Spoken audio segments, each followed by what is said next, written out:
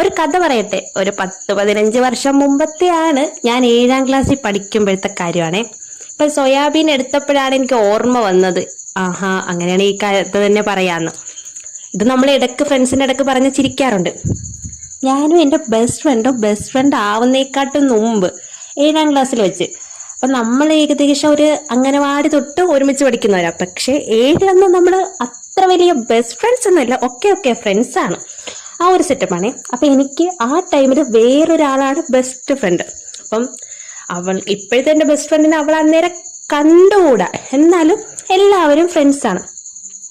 ഞാൻ ആദ്യമായിട്ട് സോയാബീൻ കഴിക്കുന്നത്, വീട്ടിൽ അമ്മയ്ക്ക് ഇതൊന്നും ഉണ്ടാക്കാൻ അറിയത്തില്ല. ഇവള് കൊണ്ടുവരുമ്പോഴാണ് സോയാബീൻ കഴിക്കുന്ന.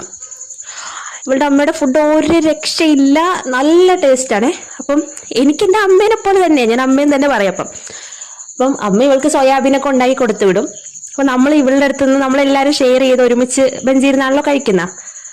അപ്പം എപ്പോഴും കഴിക്കുന്ന പോലെ ഒരു ദിവസം ഇങ്ങനെ നമ്മൾ സോയാബീൻ അവൾ കൊണ്ടുവന്നിട്ടുണ്ടായത്, നമ്മൾ ഫുഡ് കഴിക്കാൻ വേണ്ടി വെച്ചൊക്കെ എല്ലാവരും കൂടി വട്ടത്തിരിക്കുക.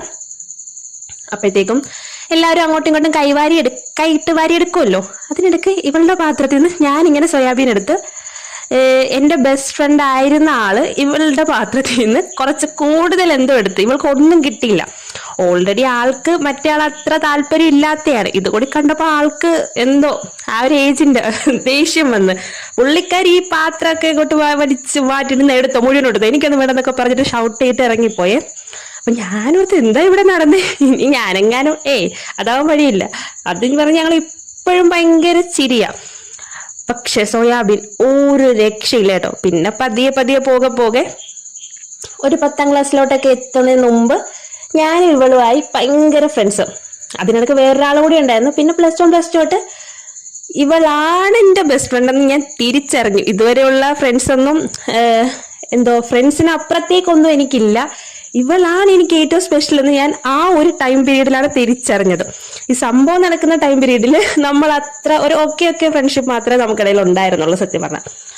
പിന്നെ ഇപ്പൊ അത് ഒഴിയാതെ പോലെ കൂടെ ഉണ്ട്. പിന്നെ അമ്മയുടെ ഫുഡ് ഉണ്ടല്ലോ, എന്ത് വെച്ചാലും ടേസ്റ്റാണ്. ഞാനിപ്പോ ഈ സോയാബീൻ ഉണ്ടാക്കുന്നത് നിങ്ങൾ കാണുന്നുണ്ടല്ലോ, ഞാൻ നാളെ ചിലപ്പം വേറെ രീതിയിലായിട്ടൊക്കെ ഉണ്ടാക്കുന്നത്, എനിക്ക് തന്നെ ഒരു തീർച്ച കാണത്തില്ല. പക്ഷെ ഇതുവരെ അവളുടെ അമ്മയുടെ സോയാബീന്റെ ടേസ്റ്റ് എനിക്ക് ഇതുവരെ വന്നിട്ടില്ല. ആ 7 അയലത്തോടി പോകാൻ പോലും എനിക്ക് പറ്റിയിട്ടില്ല. ഇപ്പോഴും ഞാൻ അവിടെ പോയി കഴിക്കും. എന്നാ ടേസ്റ്റാന്നറിയാവോ. അതിന്റെ മുമ്പിൽ ഇത് എന്താ പറയാ, ഒന്നുമല്ല.